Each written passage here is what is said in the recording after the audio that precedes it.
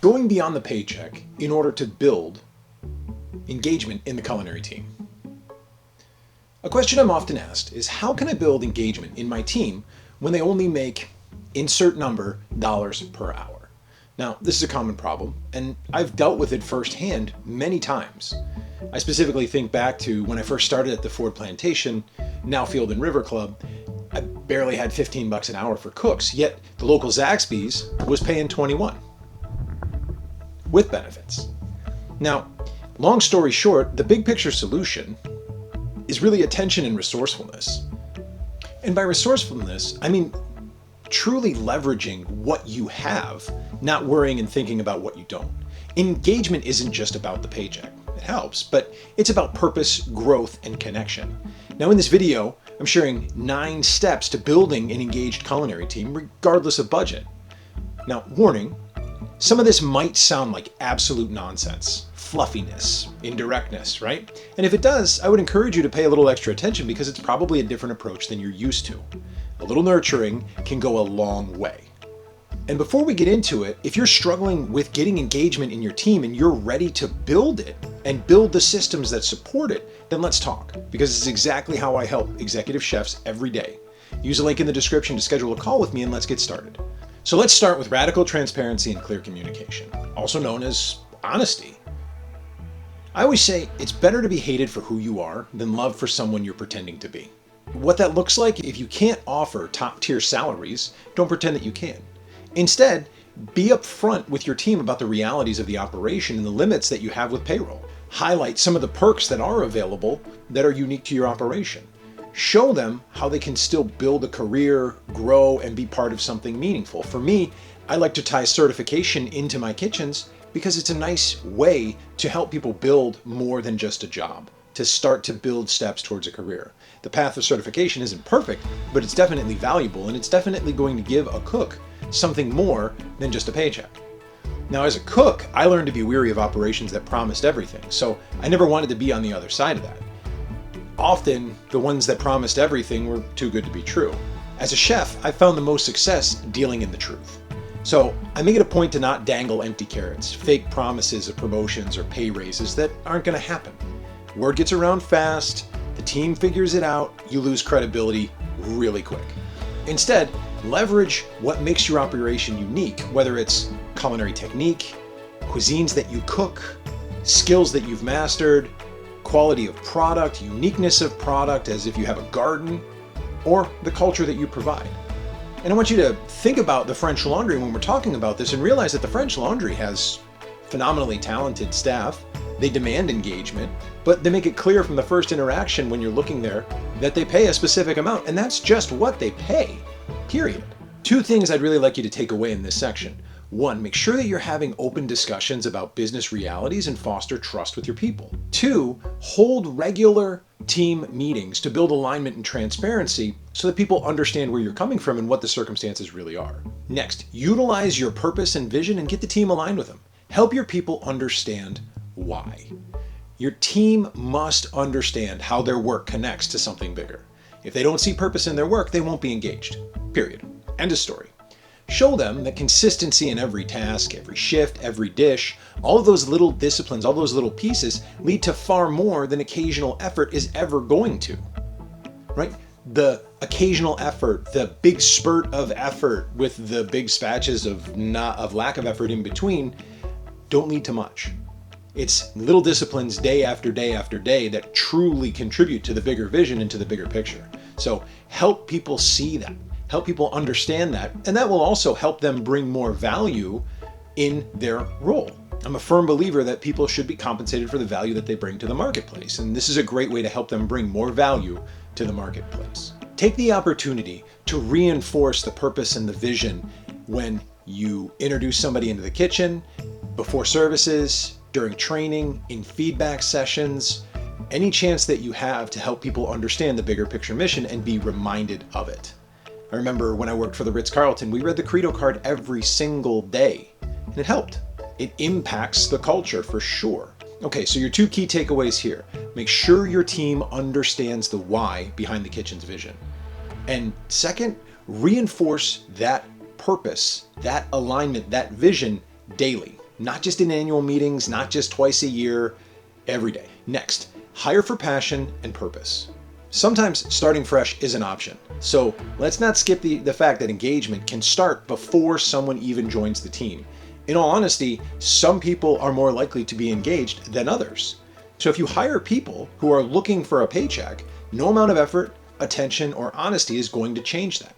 If you're looking for people who are going to come in and be engaged, take that opportunity in that conversation during the hiring process to evaluate engagement. Use interviews that assess behavior, attitude, curiosity, interest, passion, future, growth. Look for candidates who see cooking as a craft, not just a job. Now, one of my favorite interview questions is, what's the best meal you've ever had? To me, that response tells me a ton about how they think about food, what their ideal is. And I make it a point to not be judgmental. I don't care what you think your best meal is, but I want to understand what you think your best meal is. Was it a birthday meal at the Cheesecake Factory? Again, I don't care. I'm not judging, but I can understand your perspective on food and what you think of service from that interaction. I'm also going to be paying attention to what people are paying attention to. So now, 3 key takeaways here. Ask candidates about their goals, their long-term goals, their inspirations, and their aspirations. I can tell you from experience that avoiding these questions won't tell you about your candidate's engagement. Second, use behavioral interviews to gauge work ethic and team fit. And then third, I like to hire for passion and curiosity, and then train for skill. And you have a bit more of a responsibility for training. When you're limited in what you can pay your team, you're limited in what kind of skill you're going to hire anyway, so you're going to have to train people regardless. When you hire a great attitude, it's much easier to train. And that ties perfectly into our next step, which is to have a structure for growth and development. And that's because when your team can see a future and how they fit into it, they're going to stay. If the team doesn't think that you're in your plan for your future, then they're not going to have a plan to stay where they are. You don't need a big budget to offer growth. You just need a path for people to develop.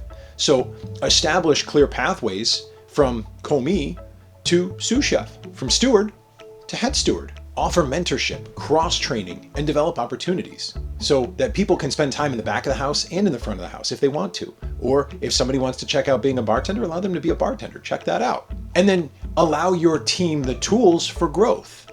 Things like cookbooks, helping them out with competitions or working them towards certification. Again, help the job be more than just a job. And that's totally in your control.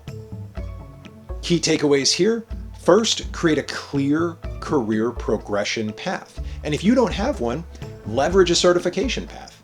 The ACF isn't a perfect organization, but certification is an awesome thing that can help build in a career path for somebody to go from being a cook to being a certified master chef. I've learned a lot in my career through certification. And then second, offer the mentorship, hands-on training in the development, because it's a resource that you have that doesn't cost any of your money, and it's not that hard to invest. To me, that's really what mentorship and leadership is. And when you start doing that, then you start to build a reputation and you start to kind of get this snowball effect of people wanting to come and work for you because they want to learn from you. Next, allow people to take ownership. When you teach people the value of responsibility, you're planting seeds of understanding both value and understanding. Give your chefs a sense of ownership over their work. Give your cooks a sense of ownership over their work.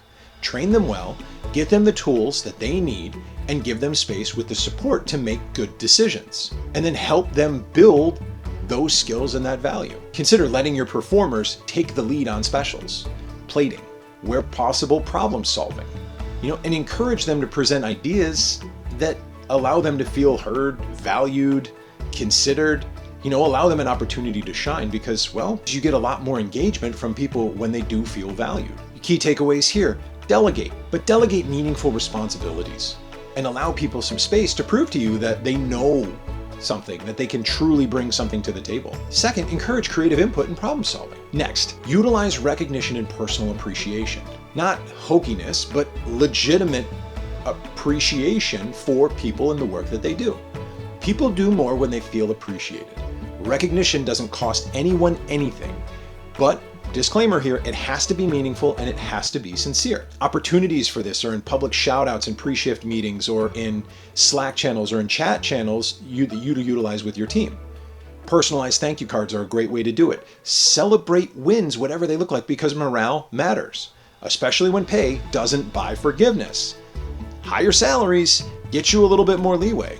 Lower salaries get you a lot less. So your first main takeaway here is public and private recognition are going to boost morale. And then second, small acknowledgments go a long way. Next, I want you to go to bat for your team. I can't help but think of every opportunity that I had that I missed early on, but understood later that I needed to go and get what I needed for my team. Just because you don't have it in the budget at this point in time doesn't mean that you can't work in that direction. And one of the best ways to keep your team engaged is to fight for them and let them see you fighting for them. Keep trying to get them more. Advocate for better wages when you can and better conditions whenever possible. Another great method is to work really hard on cutting waste, and here's a good why in having an engagement conversation with a cook. Help people understand that when you're cutting waste, you can redirect savings into salaries that allow you to pay more. Right? It's a skill that will last that cook the rest of their life, and it's a phenomenal way to get them engaged in understanding the actual benefit of doing a better job. And really just make sure that you're showing the team that you're actively looking for ways to improve their situation and yours. So key takeaways here, fight for wage increases where possible, and optimize your budgets to support your staff. Next, work to cultivate team culture and community. Now, the highest performing kitchens that I've been a part of throughout my life always feel like a family. And remember, families eat together, they talk to each other, they problem solve, and they support one another. And environments like that specifically must be built. Just like we have to nurture a healthy culture, we have to build environments where that's possible. When that happens, that's when we start to reach the tipping point and can make the environment more than just a workplace.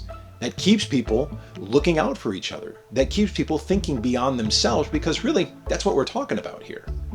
So model what respect and appreciation looks like every day with simple acknowledgments, handshakes, hellos, goodbyes, thank yous. Those go a long way. If you can, organize team building activities like shared meals, or allow family meal to be a little bit more group in style, or even other events that bring the team together. Tastings, external activities with work. Again, barbecues don't cost a whole lot, right? And it's an opportunity for everybody to get together and get to know each other. One of the main focuses here is to make sure that you foster mutual respect for one another and consistent, fair treatment with one another in the kitchen. Help people understand how they contribute to the greater good. Your key takeaways. First, community and camaraderie drive engagement. It has to be about more than self. And it takes a little convincing and a little time to help people understand how to get there, how to get to be thinking about more than themselves. And second, a strong culture keeps teams together. And then finally, my final point for this video is to give consistent feedback and have open communication, because engagement is an ongoing process. The more opportunity that you take to interact with your team, the more you're going to see your team flourish. So meet and interact with the team daily. Schedule regular performance check-ins if you can. That's not always the case. Make it about more than just an annual meeting.